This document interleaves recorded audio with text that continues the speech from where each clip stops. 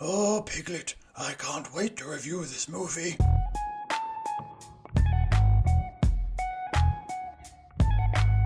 Hello everyone and welcome back to IMO Reviews. We are discussing Winnie the Pooh, Blood and Honey 2.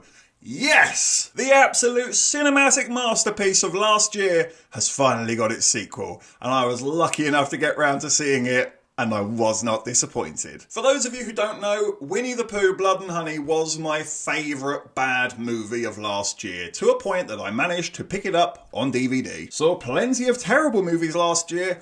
Can't say I picked up the DVD or Blu-ray of any other ones. That has a special place on the bookcase. But, will the sequel be joining it? Well, let's start with the positives. I can genuinely say, no jokes, no taking the piss, they have genuinely improved as filmmakers. I'm not entirely sure if it's all of the same team behind this one, but there are genuine moments in the craft of the film where I can't help but notice that's an improvement. That's a huge improvement from the first one. Even in the smallest of details. The masks are so much better. Their mouths actually move now. You can actually see their eyes within the mask. There does seem to be a little bit more depth and backstory to these characters. It gets a little bit confusing. We'll get to that. But it is there, which it definitely wasn't in the first movie. The prosthetics take a step up. The blood and the guts takes a step up. It's all still very low level. Praise where it's due, it's better than the first one. And I still managed to have all of the silly, stupid, unbelievable fun with this sequel that I had with the first one. But let's get to the negatives, of which I'm sure you already know there are thousands. The biggest one for me, and it really does suck a lot of the enjoyment out of this movie, it's the story. They are trying to take this a lot more seriously, not just in the production side of it, but also in the storytelling side of it.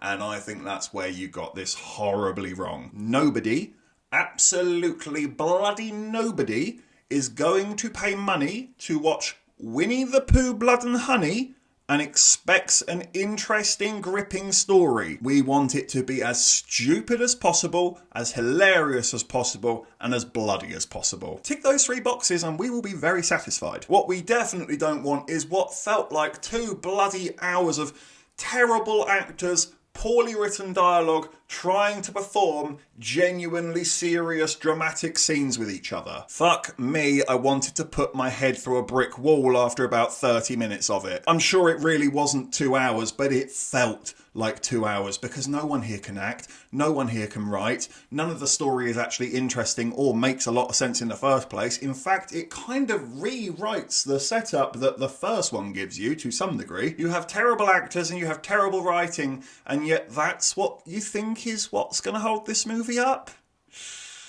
It's boring. It is actually boring, and this film should never, ever be boring. Thankfully, it does pick back up in the second half. Well, really, the final act, I should say, because there is still a good chunk of that second portion that's still really tediously boring. But once we get back to Winnie the Pooh and his pals and all of the nonsense and the murder, oh, it elevates significantly. The design of Al and his whole performance was fantastically shit. I loved that. That's already a contender for possibly my favourite film character of 2024. Those little shitty chicken wings and his really growly voice. Loved it. Absolutely loved it. Tigger also does not disappoint at all. He almost is the star of the show. Some of his scenes they're brilliantly bad. So stupidly funny at times. But actually, most of my laughs came from Winnie the Pooh himself here. My favourite moment in the whole film, though, is when Winnie the Pooh absolutely Ralph Wiggum'd himself through a car window